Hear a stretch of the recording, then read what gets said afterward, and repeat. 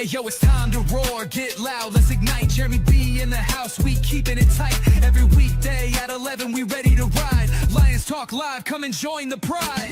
Waking up early, it's that morning grind. Tune in to the show, leave the troubles behind. Jeremy B's the king, with the voice like thunder. Every word he spits, it's a lyrical wonder. Got the lions around, sharp and fierce. When we hear one pride, you can't help but feel your heart pierce. Talking all the topics, keep it real, keep it raw. With a lion's mentality, we're ready for the roar. One pride, it feels right. Jeremy B bringing the heat, morning light. Every weekday at 11, we taking flight. Lions Talk Alive, yeah, we ready to bite. One pride, hear us loud. Jeremy's in the zone, making us proud.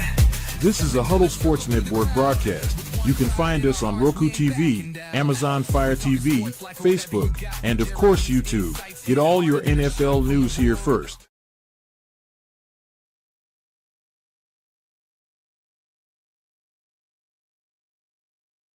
Sorry about that. Got my mouth full. Didn't want to be on the camera. Mouth full of toast.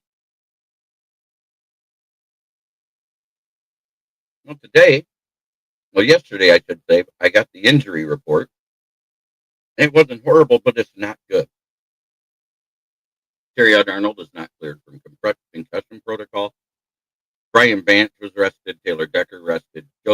Kirby Joseph still is not practicing, and we don't know his status for this week yet. And Panay Sewell was rested for his ankle. But we had a bunch of people coming off the IR and people who played in the game that had some injuries actually practiced.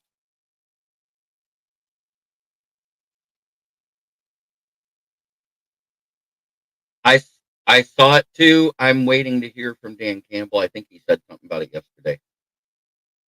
I didn't get to watch the presser yet. But Mark and Davenport's practicing, Graham Glasgow's practicing, Josh Pascal's practicing, Tate Ratledge, DJ Isaac Tetzlaff, Leone Vacchi, and Brock Wright were all limited. The one he said there was going to be a shakeup at the interior O-line, and I think it's because Miles Frazier is at a full practice now. We saw that Coyote and Tristan Colon were absolutely god awful at guard. So I think we may see Miles Frazier this game. Leaf Raymond had cramping the last game. It was nothing major. Malcolm Rodriguez is back to full practice, and Jacob Sailors is back to full practice. As these guys start to come back and they come to the active roster, with how little he's utilized, you may see either Sloan or Awasika go down to the practice squad, or you may see a wave of Greg Reynolds. I think he could be the odd man out because his production has dropped. He doesn't look as good. He's not blocking as good.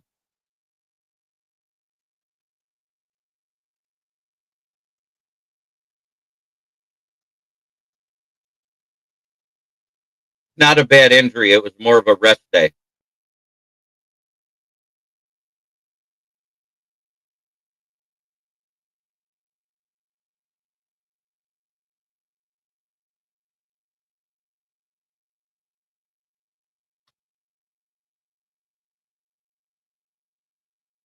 I'll wait to see if he's on the injury report again tonight.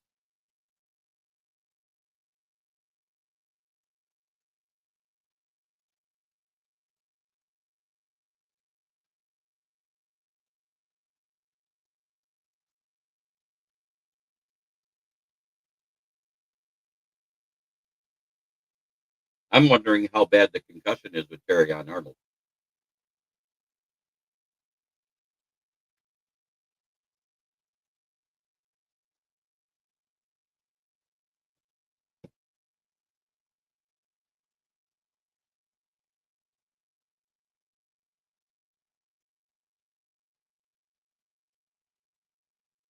But it has been interesting, to say the least.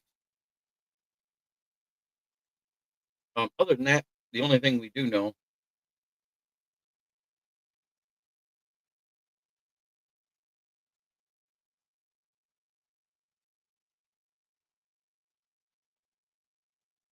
it is what he's saying.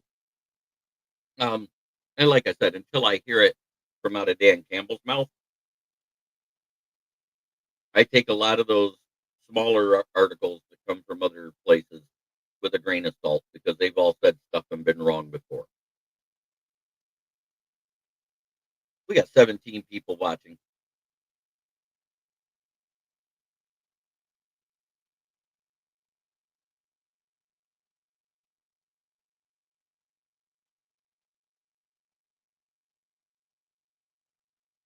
Smoking Dad.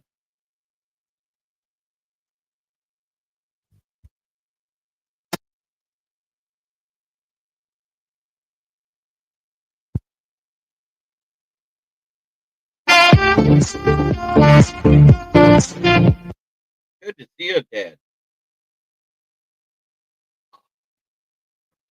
Cousin Jody says hi. As in Barb and Dave's kid.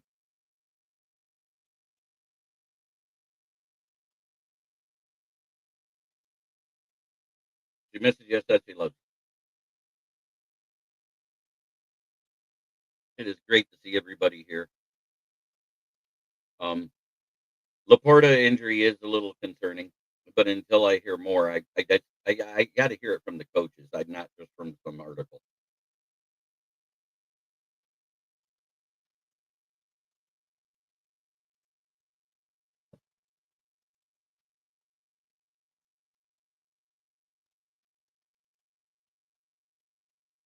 Ivan, the interrupter. Bears fans should be cheering for the Lions to win as many games as they can the rest of the season.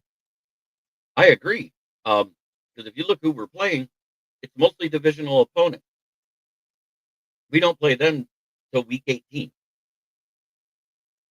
So if we can win 5 out of the next 6 before we get to them, that's going to make that game mean more.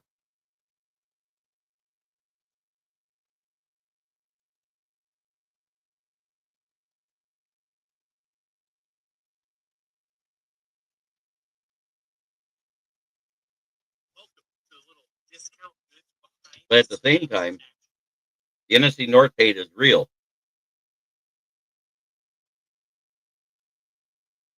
It's hard to want to root for a team in the division unless they're playing against a rival you hate more. In the lesser of two evils this weekend, I'm going to hate to say it, it's Minnesota beating Green Bay, but I don't see it happening.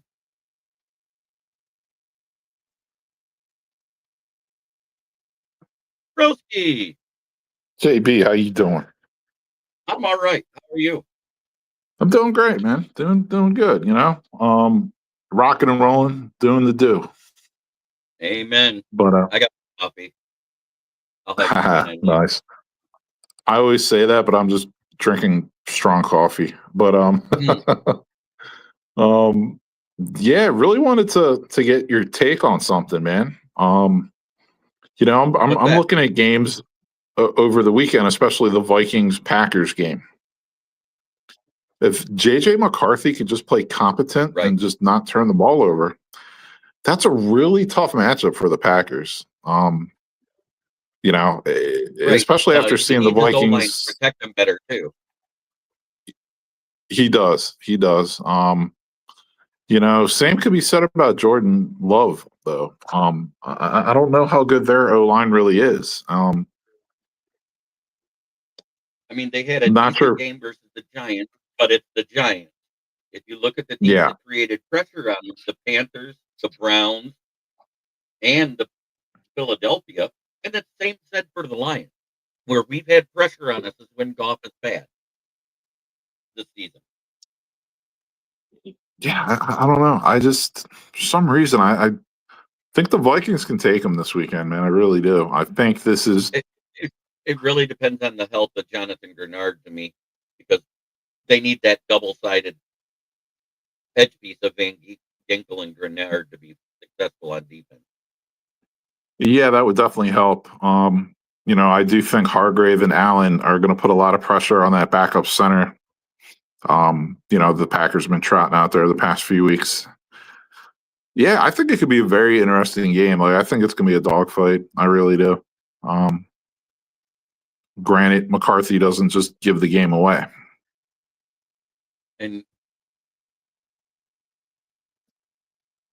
Or mean less. Yep. Because that game could mean less, because we've all said the Bears are coming into the harder part of their schedule. the Lions schedule actually gets easier compared to the beginning part of it. Wouldn't you agree with that, Broski Bear? Yeah, I 'Cause we looked. went I looked at the rest. Yeah, no, I do. I do. I agree with that.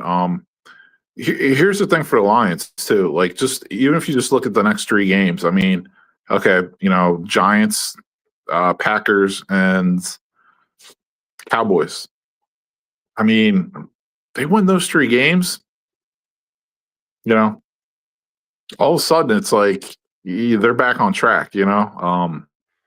Really curious to see how that Thanksgiving matchup is going to be. That should be a great game. Mhm. And But that it's home. game though, yeah, I mean that game too. I got a feeling injuries are going to play a major factor in that game for both teams. So I'm curious to see what that Well, looks like going into the game. like I said, compared to the beginning of the season when we've seen all these players come off the Lions roster, now players are coming back. I mean, granted, it's been slow, but slowly but surely we're getting these players back. And do I expect them to come out running week one? No. Do I expect them to be better than what we had out of the practice squad and backup players that's been filling their position? Yeah, because that's what you expect out of your starters, correct? No, I hear you with that, man. For sure. And it's the same with the Bears. They're getting healthier as they went along all season. They started out the season with some major injuries to the defense. Yeah, I was just going to say that. Like, this season could be a matter of the Bears and Lions getting healthy at the right time, and the Vikings and the Packers going in the other direction. Having injuries at the wrong time. So it's going to be interesting, man. There's no doubt in my mind about Aaron Rodgers this weekend. I mean, I would be absolutely shocked if he doesn't play this weekend. I'm really not even considering it, to tell you the truth. But you know, you guys, who do you guys play this weekend? The The Steelers. Steelers. Yeah. Now, somebody tried to say that the Pittsburgh Steelers are 1-2 all time in Chicago, and I was like, "What? Yeah, no, they played hundreds of games versus Chicago because these are two of the older franchises." I think he meant under Tomlin. Yeah, I don't know, but I can find out really quick. I think it's under Tomlin because I'm pretty sure they played you more than 3 times in as long as the Bears and the Steelers have been in existence. Steelers all-time record in Chicago. Okay, so by 1-2, he meant 1-12. Yeah, he said 1-2. You know what I'm saying? On the Yeah, post. yeah, yeah. And I was like, this guy's an idiot. I know they played more games than that. And even if they're 1 and Mm, 12, you know, it's a different the difference is the teams that they played when they played them. yeah, I'm seeing And a lot of weird. I'll go there. Yeah, and if we're going post 1960, the Steelers have a record of 1-6 versus the Bears on the road since 1960. So that's really, they haven't played that much in Chicago, considering I feel. But I can't really. I'd have to go back and verify. I'm just doing like quick searches. I'm not really, you know what I mean, like digging into it to confirm. But anyway, one thing about those two teams, both teams are creating a lot of takeaways. Bears have Yep, 22, Steelers have 18. right. And as much as we haven't been getting as many turnovers lately, we don't turn over the ball a lot here in Detroit. There's been less fumbles this year. Goff hasn't thrown more than a pick in a game in forever since last season. Yeah, So, I mean that's huge. That's huge. it is You huge. know, We're I still, I mean, think we're either second, third, or fourth in turnover differential right now, yeah. if I remember right. No, you're correct. Because that's one thing I check every week.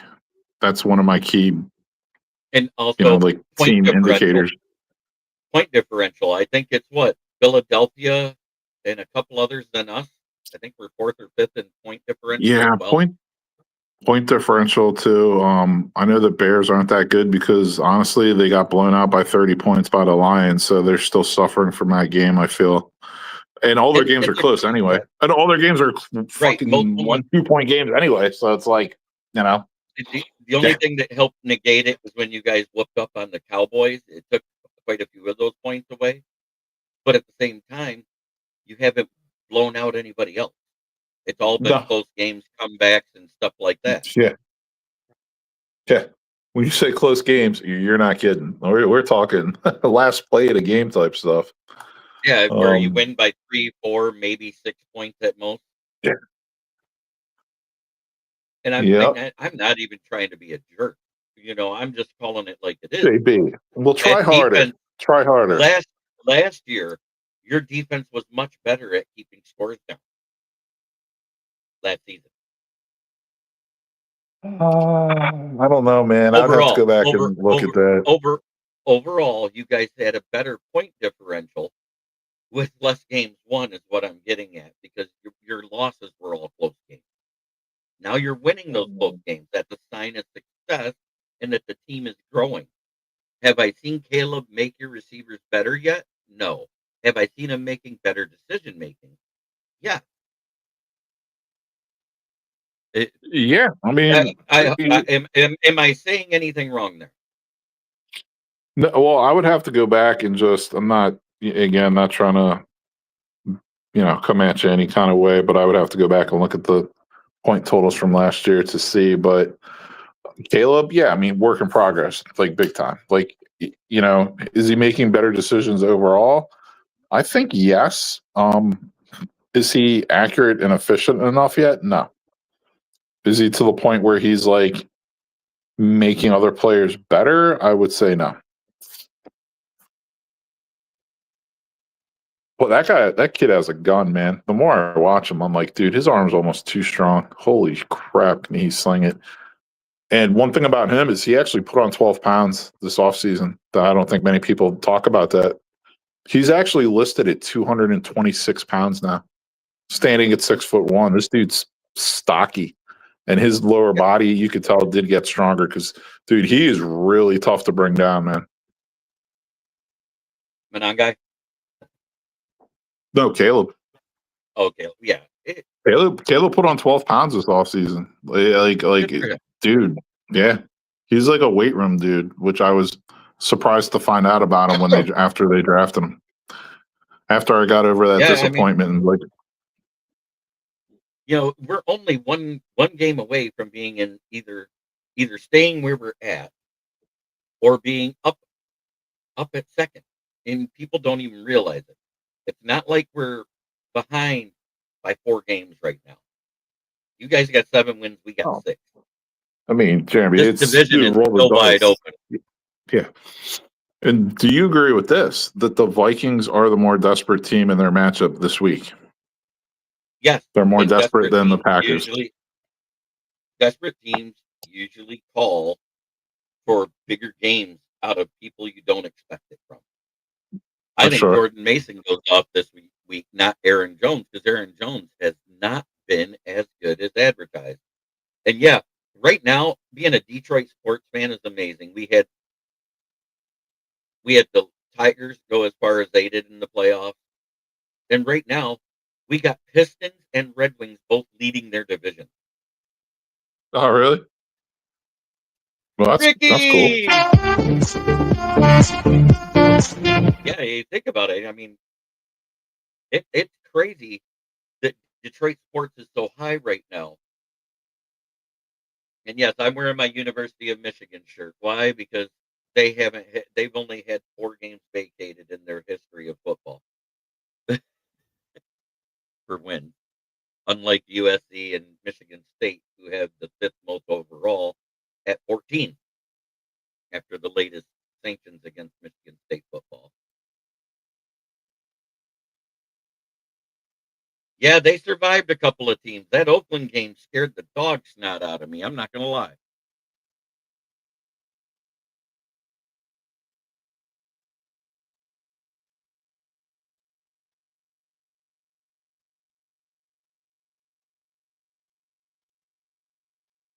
I was going to say, college football is almost dead for me this season. Holy crap. Yeah, it's been an awful year for a few teams. Miami, they've been more up and down. I Rumor did is see that. Virginia. What's that? You go ahead first. Yeah, I was going to say that with Penn State, they got the Franklin buyout down to $49 million.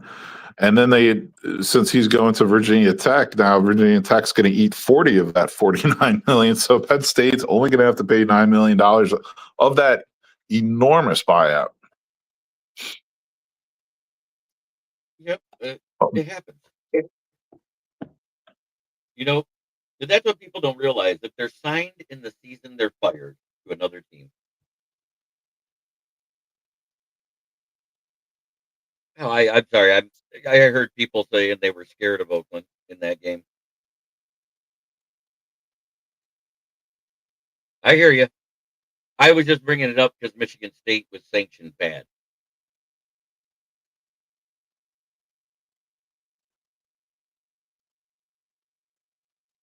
Yeah, but man, there's you know, this. I've never seen so many openings, college football head coaches at major programs than there is going to be this offseason. Like, this is insane, JB. We got Penn State, we got LSU, we got Auburn, we got Florida, we got Oklahoma State, we got Oregon State, Virginia Tech just got filled.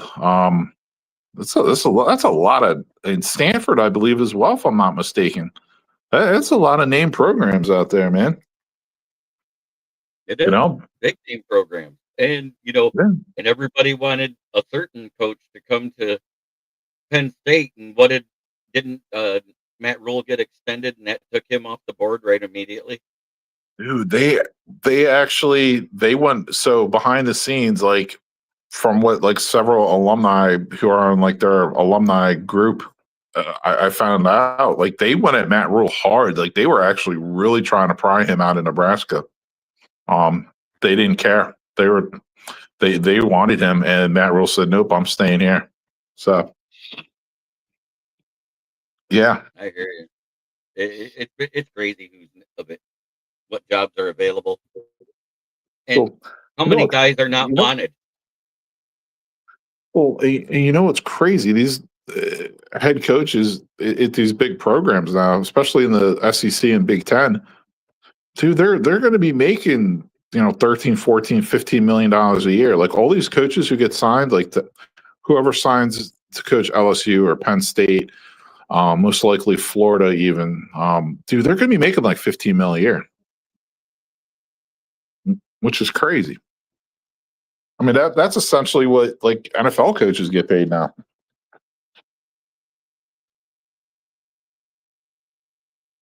Oh yeah, Paul Jones. I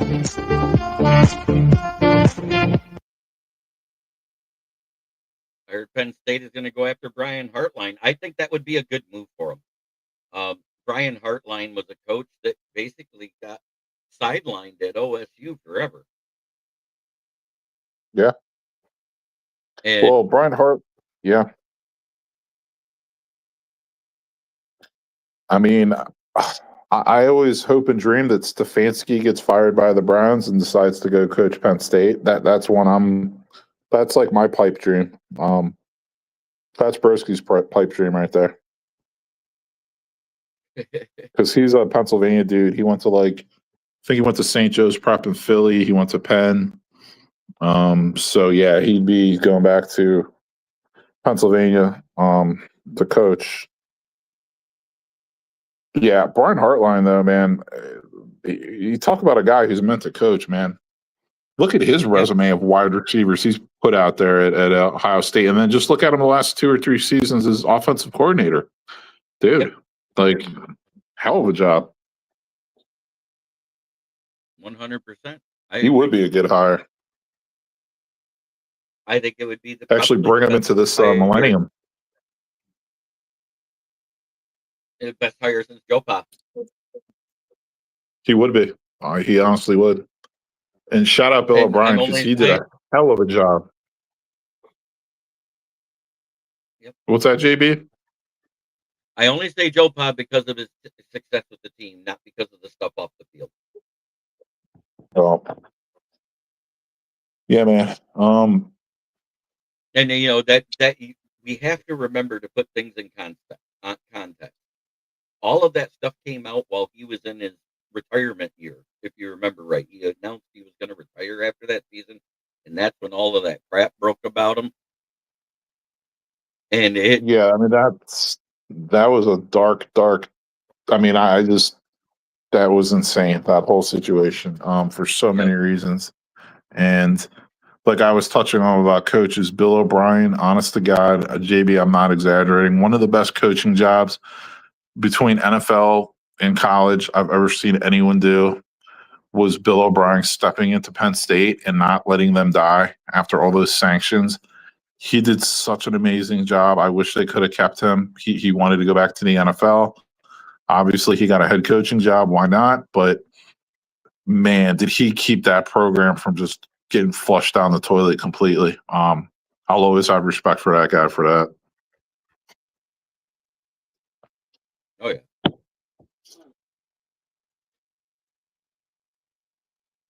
So that's basically the Lions news. We got some people coming back off of injury. It's great to see Miles Frazier at a full practice right now.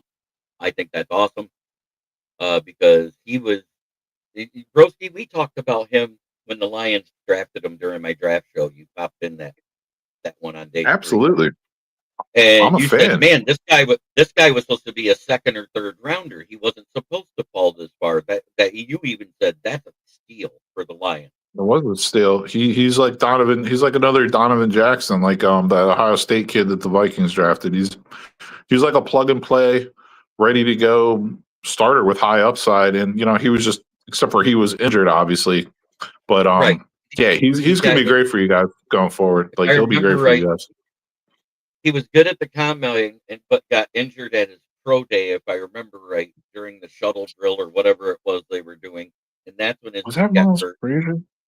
Yeah, that was Miles Frazier, and he was supposedly healthy, and he came back and he practiced with us at the mini camps and the OTAs, and then he was hurt again. Yeah, it was just a string of odd events with him. Right. It Sure. wasn't anything that happened in game is what I've been trying to get. He wasn't drafted as an injured player, as far as Exactly. injuries in the game. It happened when he was practicing for Yes, pro day that's correct. in a Yeah. non-contact incident.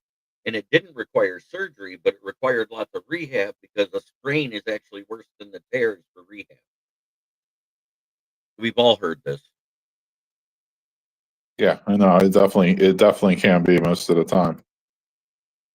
How many times have we heard that an ankle sprain is worse than breaking it?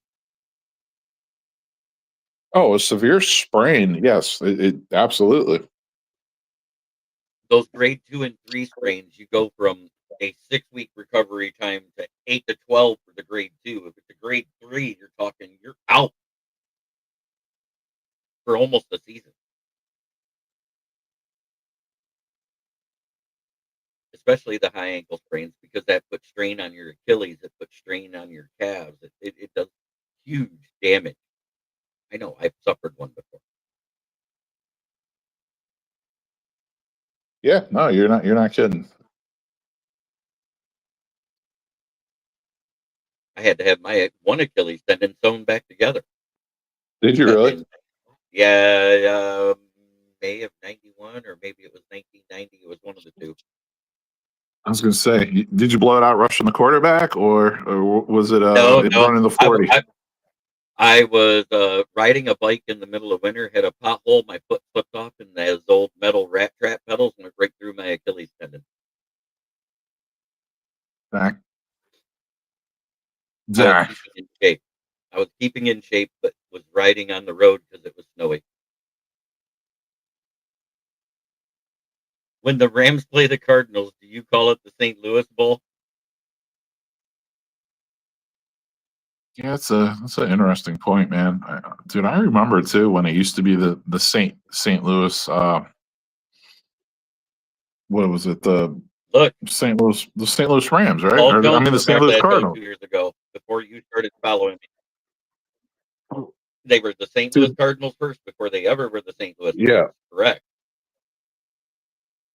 But yeah, Cardinals, Rams, like, dude, they used to brawl. Like the Bears and them used to brawl. Like preseason games. Like I just remember like the animosity between those two teams. Like no matter when they met. Like if it was preseason, regular season, I'm talking like bench clearing fights with these teams. 2 years ago, he just said it. Two drafts ago in Detroit, when I wanted us to take a center to be ready for Ragnow's retirement. How much better would the Lions be right now if we did that?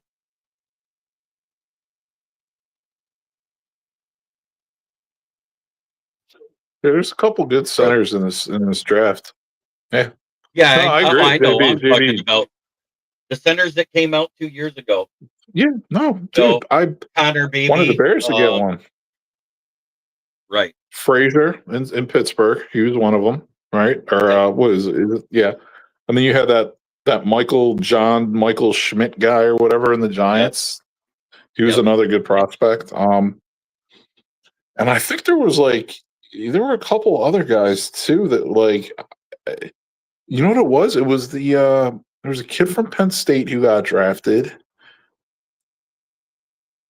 There might have been, yeah, because he was CJ Stroud's starting center as a rookie. They were both rookies. Remember that? It was Stroud. It was a rookie quarterback, and he had a rookie center. But anyway, yeah, there's a couple of nice center prospects too, man.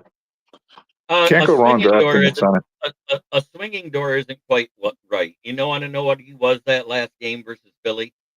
He was a revolving door on a whorehouse next to a naval base after payday. That's what he was. Whoa, say that again. Glasgow. He was a revolving door on a whorehouse next to a Navy base after payday. Wow. There you go. Wow. Yet, both guards played bad next to him. Ratledge got hurt. Tristan Colon came in for a few snaps, and he was awful. This is what I don't. Fred, Cam Jurgens was actually drafted 3 years ago. He sat a year behind Kelsey. Kelsey retired and became the starter. Let's get it right. That was 3 seasons ago. I hear you. Paul Jones laughed at it. He loved it. It's his second year starting. Cam Jurgens is in his third year because he's the one that took over as soon as Kelsey retired 2 years ago. And that's why I said, if you got a guy in place, and I'm going back to 2 seasons ago when we didn't know then if Ragnow was going to retire or not, and then he came back to the training camp. Remember that, Broski? I said, if he's sitting out now and him on about coming back, we should draft a center this year. That's what I was getting at. Yeah. Really nervous about the Bears in that regard because I've been saying it the whole year. They don't really have a backup center. Dahlman's been playing out of his mind, but they don't have a backup center. So it's like, guys, do me a favor this draft. Draft a center. Thank you. Like, I mean, JB, in my opinion, after quarterback, the most impactful loss on your team is a center. Barton Beebe, Frazier, Powers Jackson, and Van Pran were all 2 years ago. Thank you, Ivan, for looking that up for me. Okay, so that Michael John Schmidt or whatever, or John Michael Schmidt was another year. Was either 2 years, the 2 years before, the year before or the year after. It was one of the other. Yeah, I think he was the year before, actually. But yeah, there's some good centers in the draft, like that Polynesian kid at Oregon. He's like, dude, he's like a bowling ball, dude. He's like 6'2", like 330 pounds, but can move. Seriously, like a bowling ball. The kid from Iowa is really good.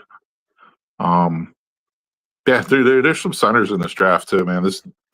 From what I can tell so far, it's a solid draft for centers. Right. There's a lot of junior and senior centers that are playing really well for certain teams. I'd say there's about 20 of them that are worth drafting. And you know what?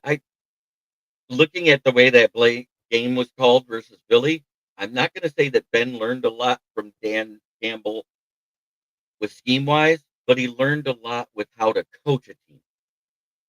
Does that sound good to you, Broski, the way I worded it? Oh, I didn't really see the comment. Ben Johnson always doing. He learned from the best. Yeah. He learned about coaching I from Dan definitely Campbell, think but there's things he learned from Campbell, but as far as play calling, I don't know, man. I think they're missing Ben Johnson. But I but as far as being a head coach, I mean, there's a lot to learn for Ben Johnson still. And he admits it too.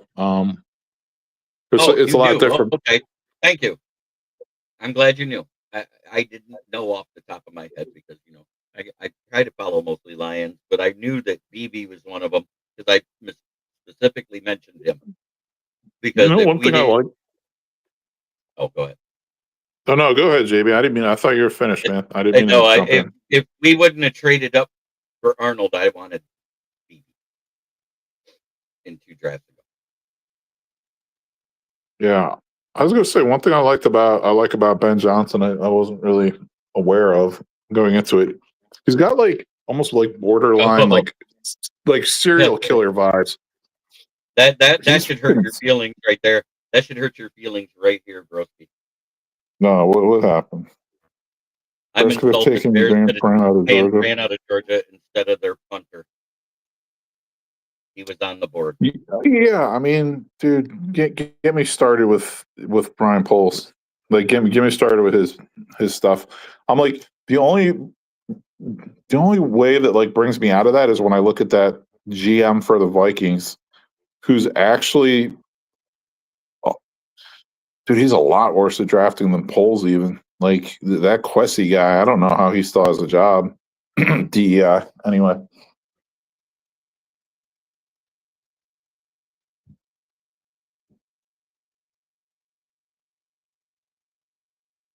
Yeah. Great. And you know that the Packers have that new, they brought in that new team president at the beginning of the year, Ed Policy. And he's I done mean, really good with them. dude, well, think about this, JB. What if the Packers don't make the playoffs or they make the playoffs and they lose their first game? People will turn on him the same way they turned on everybody else. Well, what about LaFleur? What I'm getting at is LaFleur really safe if, knowing they have a new team president now and fans are getting a little antsy? You know what I mean? I don't know.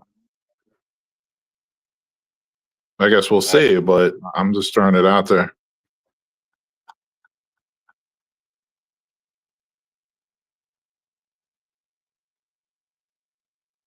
Oh, man. Well, it is about time I start getting ready for work and look for something to eat because it's that time of day. Broski, you can be found all over the Huddle Sports Network, right? Yeah, you hear me from time to time. Different shows on the Huddle. Right. Starting next week, for those of you that are watching from the Huddle side, please make sure you subscribe to my side because a few of us shows are going to stick to my side because I have more subscribers and are closer to being monetized, and we're trying to push for that. At almost 580, I'm a lot closer than 280. So we're trying to put in. We're going to try to monetize my channel because then we can all get paid from it. Because I figured if you run a show and put it on my channel, you should get 60% of whatever I make off. Good stuff. That's just how I feel. Yeah, because I'm not producing it. I'm not the one talking, but you're using my channel, so I want something. I hear you. I think it's a fair trade. What do you think, Broski? I just hope it works out for you, man. Yep. Let's see you get over 1,000. Let's see you get over 1,000 so you can get monetized. Right, because I already got the paperwork and I filled it out and I sent it in.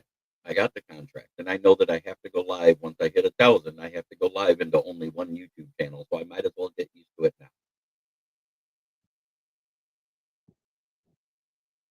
Because if you go live, you can share it to other channels after you're actually live. You know how you can go in and share afterwards, but you can't go live into multiple YouTube channels. Okay. All right, brother man. Well, good catching up with you. All right. Well, try every day to be a better person than you were the day before, because that's the only way to make the world a better place. It starts right here.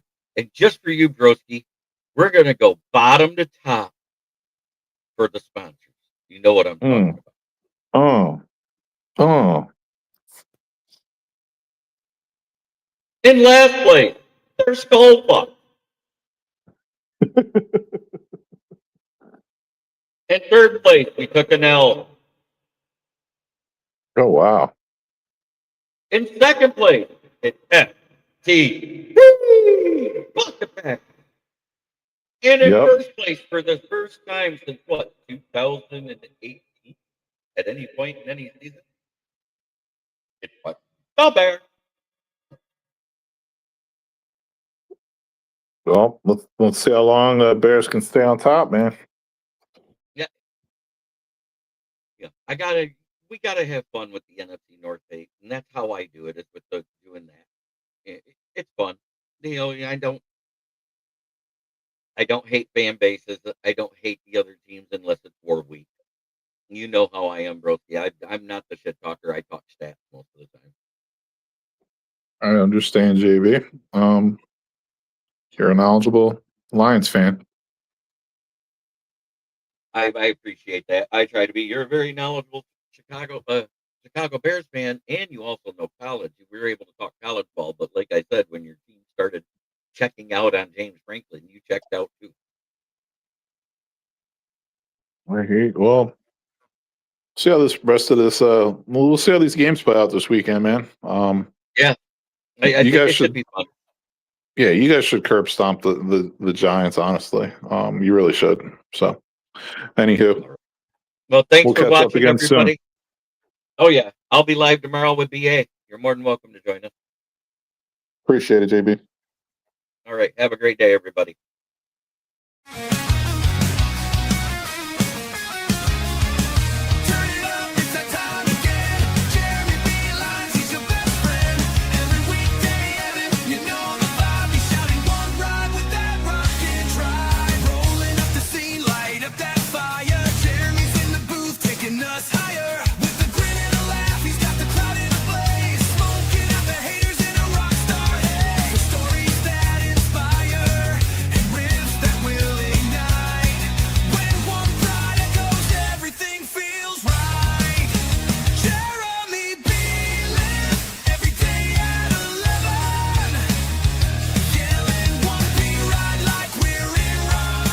This is a Huddle Sports Network broadcast. You can find us on Roku TV, Amazon Fire TV, Facebook, and of course YouTube.